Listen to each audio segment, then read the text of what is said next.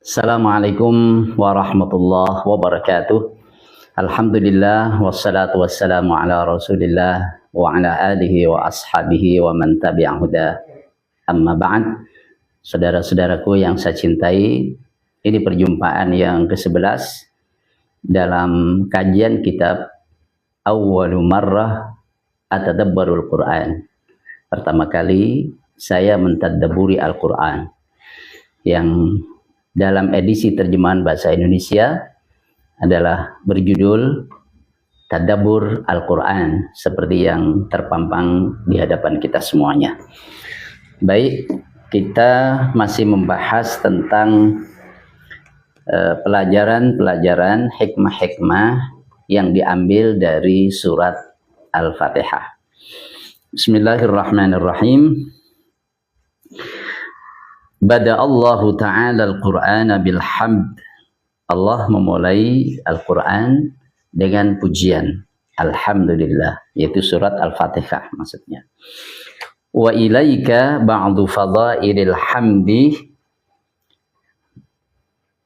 Dan saya sampaikan kepada saudara sekarang sebagian dari keutamaan pujian, ya, lita'ya ahammiyatahu fi hayatil abd, agar saudara memahami tentang urgensi pujian, urgensi memuji Allah dalam kehidupan seorang hamba, dalam kehidupan kita.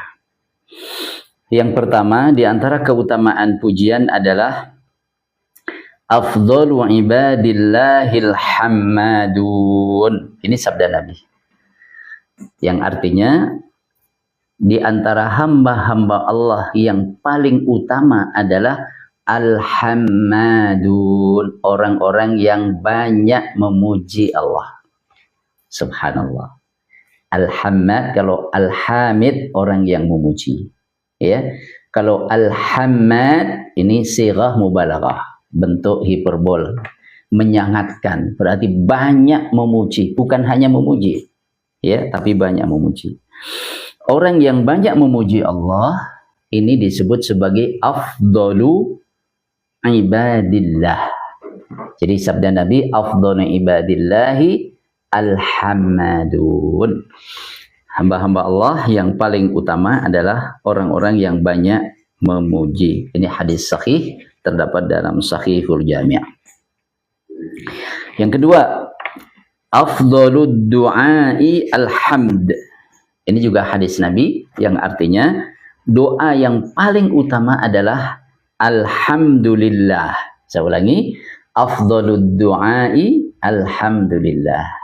Doa yang paling utama adalah alhamdulillah.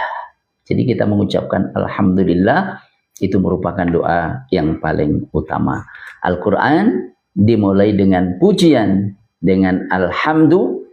Di antara rahasianya adalah karena alhamdu, pujian kepada Allah, itu merupakan doa yang paling afdol. Ini juga hadis sahih, terdapat dalam Sahihut Targhib wa Tarhib.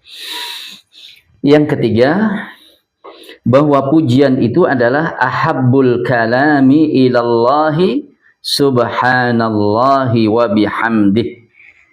Ahabbul kalami, pembicaraan yang paling dicintai Allah, ilallahi, kepada Allah, adalah subhanallah wa bihamdih, ucapan subhanallah wa bihamdih. Artinya subhanallah adalah maha suci Allah, wa bihamdihi artinya adalah dan dengan segala pujian kepadanya, wa bihamdih. Jadi ada mensucikan Allah dan ada memuji Allah. Mensucikan Allah artinya menyatakan, meyakini bahwa Allah maha suci, maha bersih dari segala kekurangan, dari segala sifat tercela, dari segala perbuatan yang tidak adil. Ya, Allah maha suci dari semua kekurangan itu. Ketika kita menyatakan bahwa Allah maha suci dari semua kekurangan, dari semua kelemahan, maka kita menetapkan sifat sebaliknya. Allah maha sempurna. Allah memiliki segala sifat kesempurnaan. Yang dengan segala sifat kesempurnaan itu, maka kita puji Allah. Itulah wa bihamdih. Jadi kalau menafikan kekurangan dari Allah berarti menetapkan ya sifat-sifat kesempurnaan bagi Allah Subhanahu wa taala dan kita memuji Allah. Jadi ahabbul kalami ilallah subhanallahi wa bihamdi, perkataan yang paling dicintai Allah adalah subhanallah wa bihamdi. Ini hadis riwayat Imam Muslim. Baik, ya termasuk di antara keutamaan tasbih dan tahmid ini adalah siapa yang membaca subhanallah wa bihamdihi dalam sehari 100 kali, maka Allah ampunkan dosa-dosanya. Subhanallah. Maka coba perhatikan, hari ini sudah baca itu belum? Subhanallah wa bihamdi, subhanallah wa bihamdi, subhanallah wa bihamdi. Bacalah 100 kali dengan keutamaan yang disebutkan oleh Nabi dalam salah satu sabdanya. Antara lain disebutkan dalam riwayat Imam Muslim pula. Kemudian yang keempat, di antara keutamaan alhamd adalah alhamdu sababu sabatin ni'mati 'alal 'abdi wa sababu ziyadatiha. Ya, bahwa pujian itu, memuji Allah itu adalah sebab tetapnya nikmat pada seseorang dan sebab bertambahnya nikmat. Maksudnya begini, kalau kita ingin nikmat yang telah Allah karuniakan kepada kita itu tetap terjaga, maka pujilah Allah. Dan kalau kita ingin agar nikmat yang ada ini bertambah-tambah, pujilah Allah. Karena memuji Allah adalah bentuk dari syukur, dan syukur itu adalah sebab bertambahnya nikmat dan sekaligus terjaganya nikmat yang ada. Maka tidaklah satu nikmat berkurang, tidaklah satu nikmat hilang, melainkan karena hilangnya pujian kepada Allah, hilangnya syukur kepada Allah Subhanahu wa taala. Itu di antara keutamaan alhamdu, pujian. Dan surat Al-Fatihah ini dimulai dengan alhamdu. Kemudian yang berikutnya, iyyaka na'budu wa iyyaka nasta'in. Ini pelajaran dari ayat ini. Kepadamulah kami beribadah dan kepadamulah kami mohon pertolongan. Penjelasannya di sini, qaddamal ibadata 'alal isti'anah li'annaha wasilatun ilaiha. Ya. Allah mendahulukan ibadah. Jadi kita beribadah kepada Allah. Iyyaka na'budu. Didahulukan. 'Alal isti'anah, ya, sebelum isti'anah. Wa iyyaka nasta'in, setelah iyyaka na'budu. Jadi ibadah dulu, kemudian baru mohon pertolongan kepada Allah. Kenapa? Li'annaha wasilatun ilaiha. Karena ia merupakan sarana untuknya. Jadi merupakan sarana terhadapnya. Fala yusta'anu billahi fi amrin minal umur illa bi'ibadatillahi wa ta'atih. Maka tidaklah Allah diminta pertolongannya dalam urusan apapun kecuali dengan cara beribadah kepada Allah dan taat kepadanya. Jadi ibadah kepada Allah, taat kepada Allah, ini menjadi wasilah, menjadi sarana agar permintaan kita ini dikabulkan Allah Subhanahu wa ta'ala. Amma qawlu ahadihim la hawla wa la quwwata illa billah.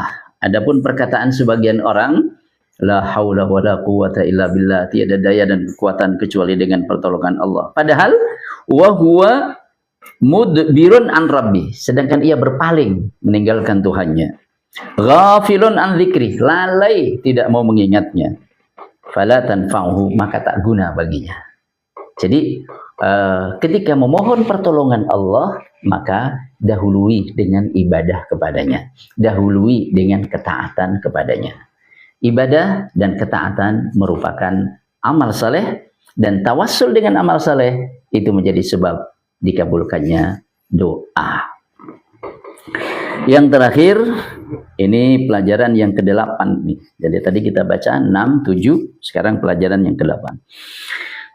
Alaqatul Fatihati bi suratil Baqarati wa surati Ali Imran.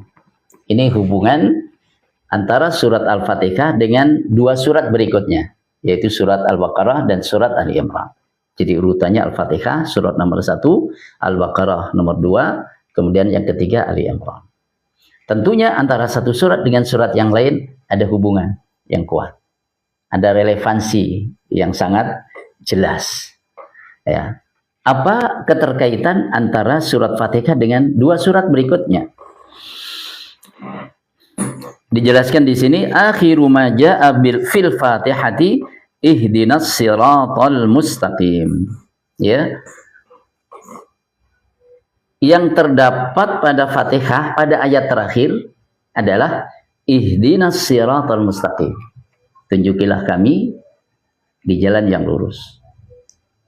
Tambahkan ilmu kami, pemahaman tentang jalan yang lurus. Tolong kami agar mau mengamalkan pemahaman itu dan kokohkan kami agar tetap berada dalam pengamalan itu. Nah, gitu. Itu ihdinas siratal mustaqim. Nah, doa kita minta ditambah ilmu oleh Allah, minta ditolong oleh Allah, dan minta ditetapkan oleh Allah di jalan yang benar. Ini murtabitun bibidayati suratil Baqarah. Ini berkaitan erat dengan permulaan surat Al-Baqarah. Alif Lam Mim. Dzalikal kitabu la raiba fihi hudal lil muttaqin. Ya. Itulah kitab yang tiada keraguan padanya. Hudal lil muttaqin, petunjuk bagi orang-orang yang bertakwa. Jadi ketika kita berdoa, ya Allah tunjukilah kami jalan yang lurus, maka diterangkan pada surat Al-Baqarah, masih ayat-ayat awal, ini loh kitab, ini loh Quran, petunjuk bagi orang-orang yang bertakwa. Artinya, kalau mau tetap berada di jalan yang benar, kokoh di jalan yang benar ini, dalam bimbingan Allah Subhanahu wa Ta'ala, ikuti petunjuk Al-Quran. Gitu. Jadi hubungannya antara doa dengan surat Al-Baqarah, doa minta dibimbing oleh Allah di jalan yang lurus, kemudian surat Al-Baqarah memberitahu, kalau mau dibimbing di atas jalan yang lurus, ikuti Quran. Karena Quran itu hudal lil muttaqin. Nah, ini hubungannya. Kemudian apa hubungannya dengan surat Al-Baqarah, Ali Imran, surat yang yang ketiga setelah Al-Baqarah. Akhiru ma jaa fil Fatihati, ya, Al-Fatihati ghairil maghdubi alaihim. Jadi di antara bacaan doa yang terakhir dalam surat Al-Fatihah itu adalah siratal ladzina an'amta alaihim. Ini jalan orang yang Allah kasih nikmat. Kemudian ghairil maghdubi alaihim waladhdallin, bukan jalan orang yang dimurkai dan bukan jalan orang yang sesat. Nah, itu kan yang terakhir. Siapa mereka yang dimurkai? Wahum al-yahud. Mereka adalah orang-orang Yahudi. Faja'at ba'daha suratul Baqarah, ya, ketika minta supaya dijauhkan dari perilaku orang-orang yang dimurkai itu, maka surat Al-Baqarah datang sesudahnya. Faja'at ba'daha suratul Baqarah tufassilu ahwalahum ma'a rabbihim. Surat Al-Baqarah datang setelah surat Al-Fatihah menjelaskan secara rinci bagaimana sikap orang-orang yang dimurkai itu, bagaimana sikap orang-orang Yahudi itu terhadap Tuhannya. Gitu. Maka jangan ikuti jejak mereka. Itu contoh orang-orang yang dimurkai. Dijelaskan contohnya yaitu orang-orang Yahudi sebagaimana disebutkan dalam surat Al-Baqarah. Summadzallin. Kemudian kita berlindung pula kepada Allah jangan sampai kita mengikuti jalan orang-orang yang tersesat. Wahumun nasara, mereka itu adalah orang-orang Nasrani. Faja'at suratu Ali Imran, maka datanglah surat Ali Imran, maksudnya setelah surat Al-Baqarah, tufassilu ahwalahum ma'a rabbihim. Yang surat Ali Imran ini menjelaskan tentang perihal perilaku mereka, tingkah mereka, keadaan mereka, sifat-sifat mereka terhadap siapa? Terhadap Tuhannya. Jadi dalam surat Al-Baqarah banyak disinggung tentang perilaku orang-orang Yahudi, maka kita berlindung kepada Allah ghairil maghdubi alaihim. Ya, dalam Quran, bukan orang-orang yang dimurkai, yaitu al-Yahud. Kemudian surat Ali Imran waladhdallin diterangkan siapa itu orang-orang yang tersesat jalan, bagaimana orang-orang Nasrani itu bersikap terhadap nabinya, bahkan bersikap terhadap Tuhannya. Dengan begitu pembahasan kita secara umum, kandungan secara umum, view secara umum surat Al-Fatihah sudah selesai, dan insya Allah pertemuan berikutnya kita akan bahas surat Al-Baqarah. Semoga bermanfaat bagi yang ingin mendapatkan buku dalam terjemahan bahasa Indonesia, yaitu Tadabbur Al-Quran, ada di hadapan kita dan bisa diambil, bawa pulang silahkan di belakang, di bawah ya, di keranjang kuning. Barakallahu fikum. Assalamualaikum warahmatullahi wabarakatuh.